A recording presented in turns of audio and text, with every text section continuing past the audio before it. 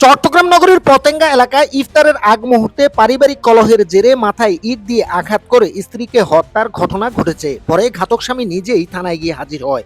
এই হত্যার বর্ণনা দেয় তাদের ছোট অবুঝ শিশু। নাম কি?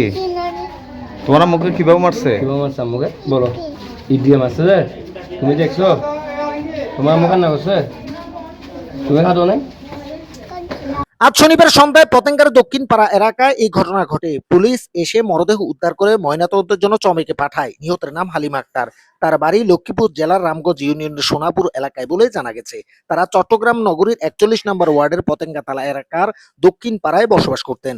স্থানীয়রা ও পুলিশ সূত্রে জানা যায়, ইফতারের আগ মুহূর্তে তাদের বাসায় পারিবারিক বিষয় নিয়ে স্বামী স্ত্রীর মধ্যে তীব্র বাকবিতণ্ডা শুরু হয়। এক পর্যায়ে পরিস্থিতি ভয়াবহ রূপ নেয় এবং এতে হালিমা আক্তারের মৃত্যু ঘটে। ঘটনার পর অভিযুক্ত স্বামী তাদের ছোট্ট শিশুকে সঙ্গে নিয়ে সরাসরি থানায় গিয়ে আত্মসমর্পণ করে বলে জানা গেছে। পুলিশ জানায়, এই ঘটনায় পরবর্তী আইনানুগ ব্যবস্থা গ্রহণের প্রস্তুতি চলছে। News desk, RSK.